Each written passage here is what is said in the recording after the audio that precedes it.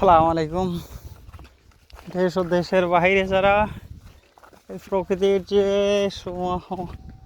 মনোরম পরিবেশে যে সুন্দর প্রকৃতির যে হাওয়া বাতাস বইছে, সেটা হলুদের সমারোহ দেখলেই বুঝতে পারবেন। সুপ্রিয় দর্শক, যারা আমার চ্যানেলটা এই মুহূর্তে দেখছেন, অবশ্যই সাবস্ক্রাইব করবেন, লাইক কমেন্ট শেয়ার করবেন। দেখেন সে যে চলনবিল এরিয়াতে যে এই মুহূর্তে শীতকালীন যে ফসল দেখা যাচ্ছে, তার প্রধান ফসলের মধ্যে সরিষা। বাংলাদেশের প্রত্যন্ত গ্রাম অঞ্চলে মানে অতি প্রাচীনকাল থেকেই সরিষা চাষাবাদ হয়ে থাকে। তো আজকে আমি আমার সরজমিনে বাস্তবতার সাথে মিলিয়ে আমি বর্তমানে নিজেই একজন কৃষকের ভূমিকায় মাঠে নেমেছি। তো এই মুহূর্তে দেখেছি যে শুধু সবুজ থেকে ডালপালা, সবুজ থেকে এখন ফুল থেকে ফলে যে হলুদ সমারোহ দেখা যাচ্ছে, তা আসলে প্রকৃতির যে মায়াবী সৃষ্টি, যে বিধাতার যে দান, সেটা কখনোই অকল্পনীয়।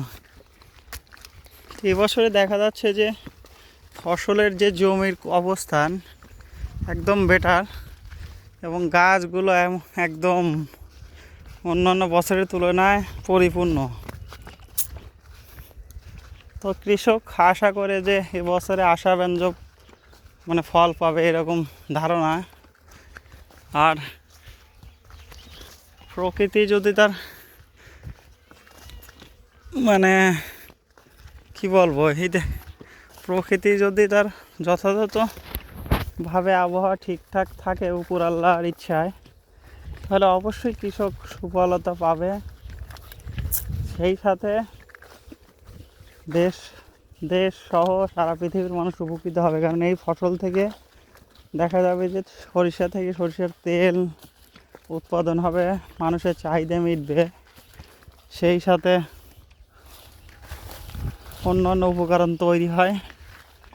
সব মিলে এক কথায় অসাধারণ, যেটা আমাদের জন্য মানুষ হিসাবে সেটা আমাদের চাওয়া। তো আপনারা দেখতে থাকেন। দেখুন, একটা দেশি মাগি শস্যা বলে হয়, যে অলরেডি আমার বুক পরিমাণ, অর্থাৎ 3.5 ফিট বা 4 ফিটের কাছে। অকল্পনীয় সত্যি। যে অবশ্যই আমার চ্যানেলটা দেখবেন, সাবস্ক্রাইব করবেন, আর পাশে থেকে বেল আইকনটা চাপে সব সময় আপনারা সহযোগিতা করবেন এবং আমাকে ভালো ভিডিও করতে উদ্বুদ্ধ করবেন। তো গাইস, আজকে এখানেই শেষ। আসসালামু আলাইকুম।